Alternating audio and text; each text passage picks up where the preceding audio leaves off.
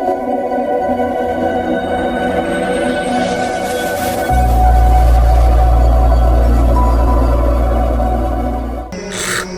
আলাইকুম। Comilla snake rescue টিমের তরফ থেকে সবাই আন্তরিক অভিনন্দন, শুভেচ্ছা।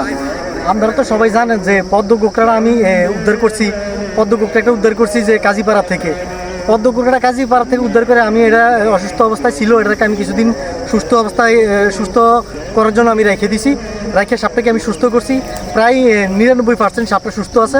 তো এখন যাতে শীতের সময় সাপ হ্যাবিটেটে চলে যায়, অবশ্যই চলে যায়। তো ঠান্ডার সময় সাপ সাধারণত একটু অসুস্থই থাকে, তো এই সাপ সাধারণত দেখা যায় না।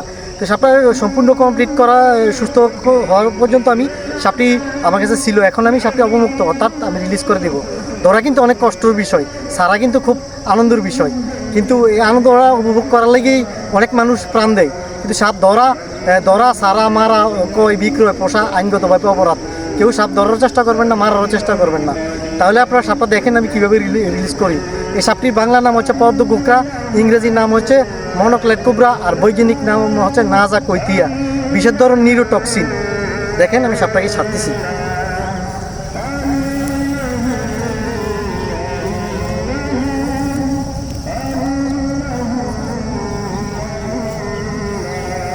দেখেন সাপটিকে আমি ছাড়তেছি, সাপটিকে ছেড়ে দিলাম। আমি এখন সাপটিকে ছেড়ে দিব। এটা অবশ্যই এটা লোকাল জায়গার মধ্যে এটা ভালোই থাকবো। তবে এটা দেখেন এটার অবস্থা, এটা ভালোই থাকবো। হ্যাঁ, সাপটি খুব হেবিটেট ঠান্ডার কারণে সাপ আসলে শীতঘুমে সাপ চলে থাকা, শীত সাপ থাকে না। তো আমি সাপটি ছেড়ে দেওয়ার জন্য আমি অবমুক্ত করার জন্য এখানে এসেছি। এখন আমি সাপটিকে অবমুক্ত করে দেবো, আবার এটা প্রকৃতি পরিবেশে ওটাকে ছেড়ে দেবো। এটা হচ্ছে বন্য প্রাণী, ওকে ভালো রাখুন, সুস্থ থাকুন, তাহলে আপনি নিজে ভালো থাকবেন। ওটাকে সুস্থ রাখবেন তাহলে আপনি সুস্থ থাকবেন। দেখছেন, কিন্তু এই সাপ খুব একটা খেপাটের স্বভাবের, কিন্তু শীতের পুরো শীত মাস চলতেছে, সাপ শীত ঘুমে চলে যাব। এই কারণে সাপ খুব ঠান্ডা পছন্দ করে না, এই জন্য সাপে খুব শান্ত স্বভাবে আছে। কিন্তু আসলে যত স্বভাবে দেখেন শান্ত, এত স্বভাবের সাপ নয় এগুলো হচ্ছে কোবরা প্রজাতির সাপ, খুবই মারাত্মক বিষধর। এটা হচ্ছে কুমিল্লার একটা আতঙ্ক, পদ্ম গোকড়া। শেষ কথা, কুমিল্লা এক নামে সবাই চিনে যে কুমিল্লার আতঙ্ক হচ্ছে পদ্ম গোকড়া। এটি হচ্ছে দেখছেন ওই সাপটি খুব মারাত্মক আক্রমণাত্মক। দেখেন আমি সাপটিকে ছেড়ে দেবো, এই জন্য আমি এখানে আনছি। তবে সবাই দেখছেন, তো এদেরকে সুস্থ রাখেন, ভালো রাখেন, তাহলে ভালো থাকবেন, পরিবেশ ভালো থাকবো। ভালো রাখেন, আপনি ভালো থাকতে হলে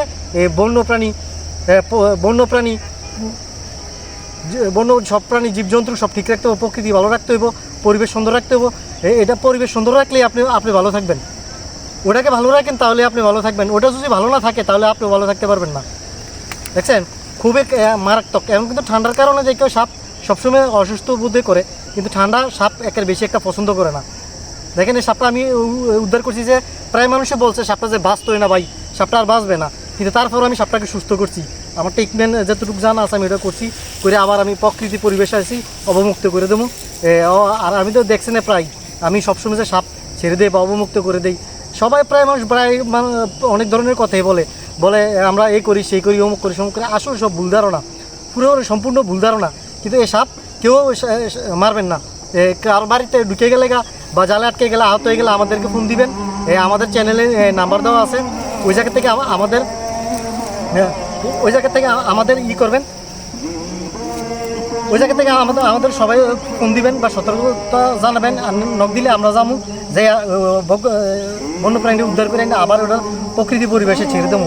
যে সাপটি আমি কাজীপাড়া থেকে ধরছি, আমি কিন্তু প্রত্যেকটি সাপ যেন থেকে ধরি ওই জায়গার নাম ঠিকানা বইলে আমি সাপটা ছাড়ি। তাহলে দেখেন আমি এটা কীভাবে অবমুক্ত করে দিচ্ছি, রিলিজ করে দিচ্ছি। দেখছেন পুরুষ একটা সাপ, ওই সাপটি পুরুষ একটি সাপ। ওদেরকে ভালো রাখুন তাহলে আপনি ভালো থাকুন। এই সাপে মারাত্মক বিষধর, এক কামড়ে প্রায় অন্তত 60 মিলি বিষ ইনজেক্ট করে দেয়, কিন্তু 12 মিলি বিষে একটা মানুষ মারা সম্ভব, 12 মিলি বিষে একটা মানুষ মারা সম্ভব, কিন্তু 60 মিলি বিষ ঢুকে দেয়।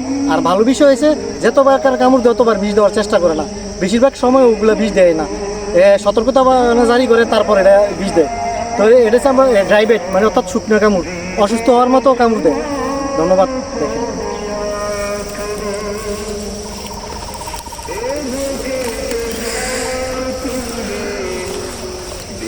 দেখেন দেখেন, জুম করে দেখেন, সামনে যান।